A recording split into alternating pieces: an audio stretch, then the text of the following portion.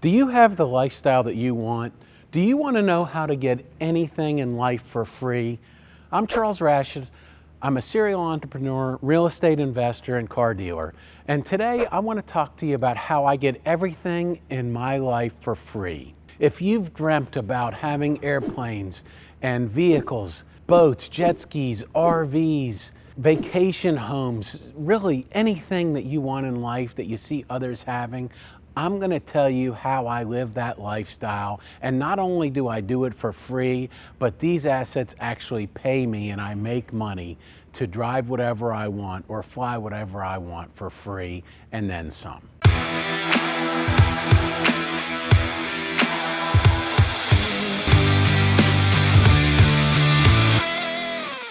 I came inside because the aviation traffic is extremely heavy today, so there was a lot of noise and I couldn't over talk the engine. So we're talking about how to get anything you want in life for free. I'm going to go through exactly how I have airplanes at my disposal and they pay me to own them and use them.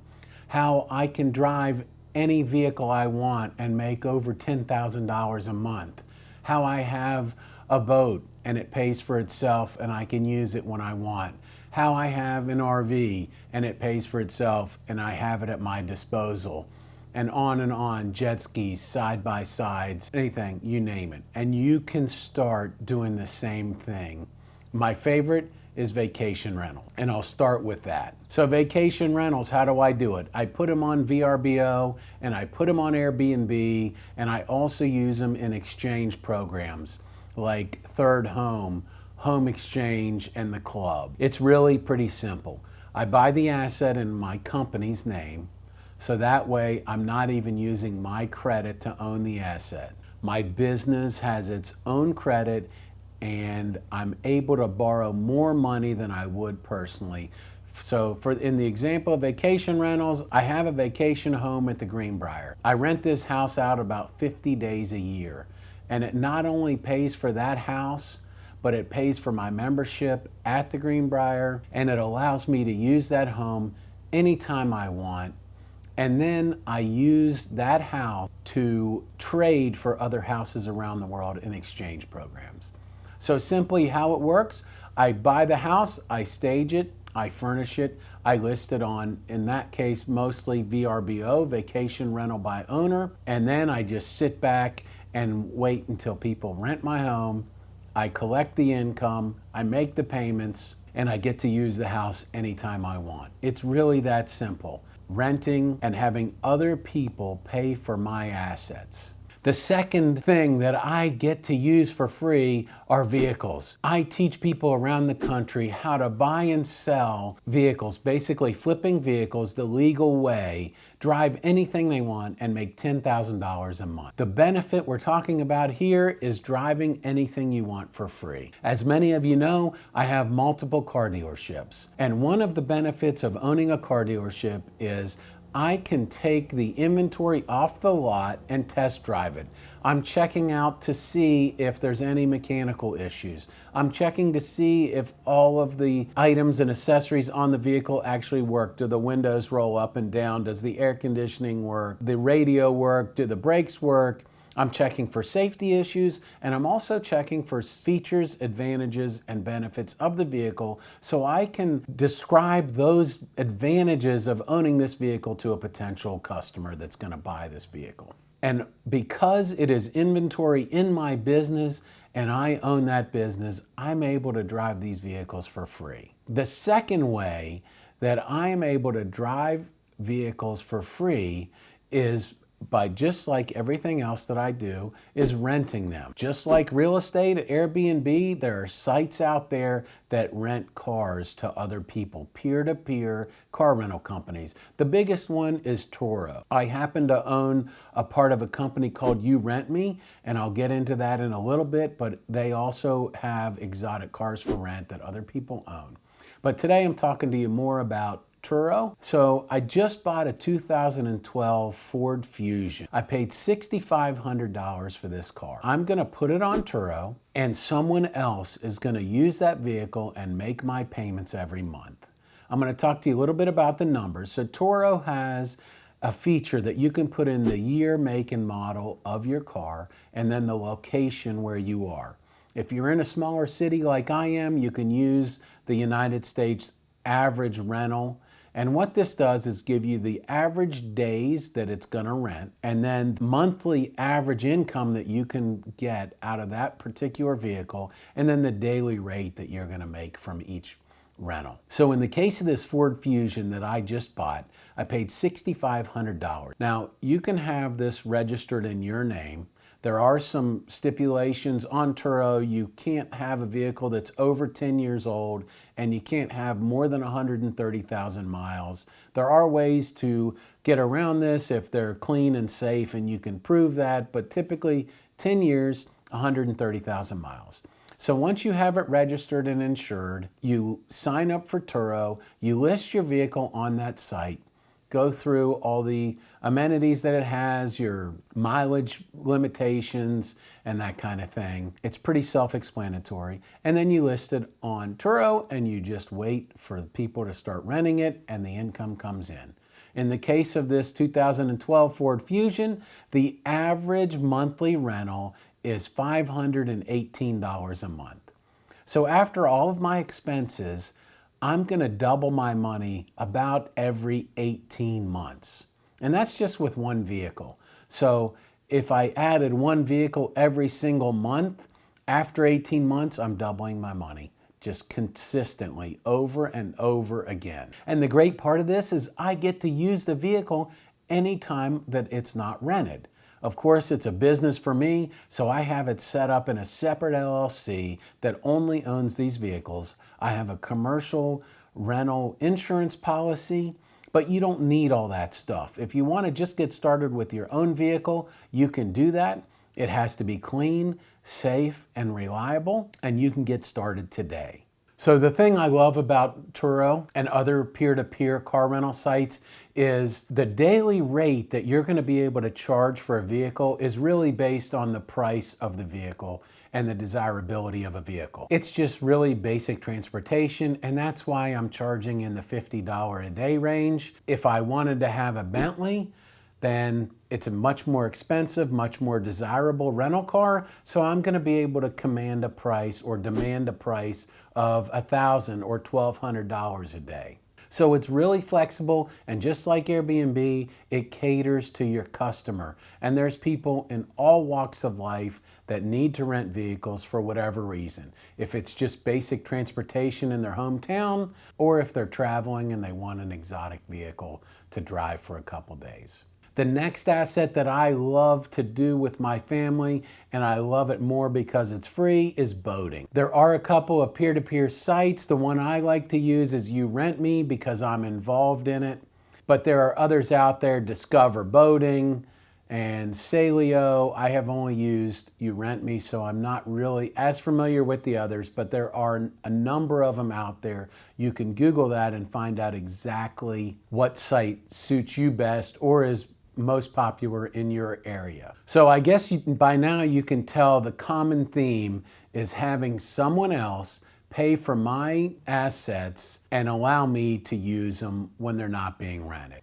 Or one of the biggest downsides or risks in renting anything that you own is liability. And that's why these peer-to-peer sites have just blossomed.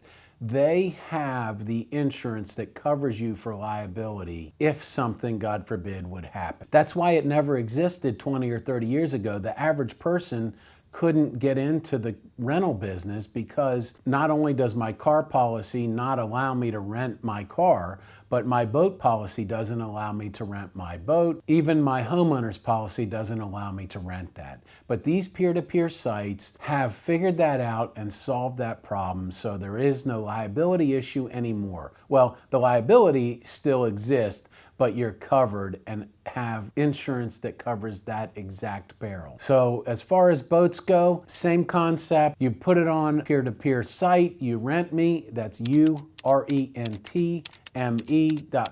You go through and you take photos of your boat. You list the horsepower, you list how many people it can hold and your location, and then you simply get your listing active, and you sit back and wait for the revenue to start coming in and your bookings to come in. And in the meantime, you get to enjoy that boat until it's rented.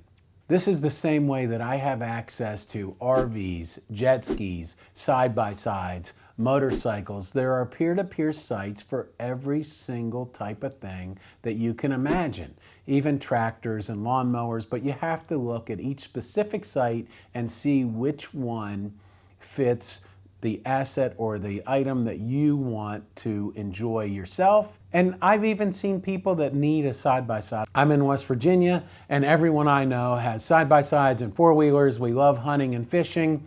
And sometimes it's just outside of our income to be able to afford a nice side-by-side. They're approaching $30,000 a piece in some cases. But this is a great way to offset the cost of ownership. I have a Polaris Ranger Crew 1000, and it was almost $20,000. The payment's like $600 a month.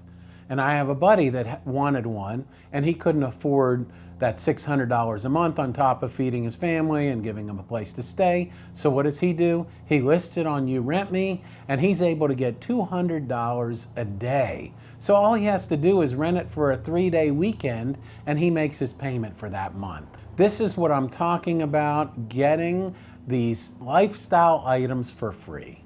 So you get the concept: RVs, boats, jet skis, side-by-sides, houses. My last and favorite business asset / toy is airplanes. Airplanes are a little bit more complicated, but there's 2 ways that I have my airplanes pay for themselves. One is in my business. I have multiple dealerships and real estate holdings around the country, and if I have a meeting that is a 2 to 5 hour drive or 10-hour drive, I can hop in my plane and save hours of my time. I can go to a meeting and be back all in one day when it wouldn't be possible driving or flying commercially. So as I use this in my business, it's a business write-off, and my business pays for that expense. The second way that my airplanes pay for themselves are I lease them out to other businesses. Now with airplanes, it gets very complicated because the FAA is involved and there are a lot of different rules and regulations. So you really have to know what you're doing in order to rent an airplane.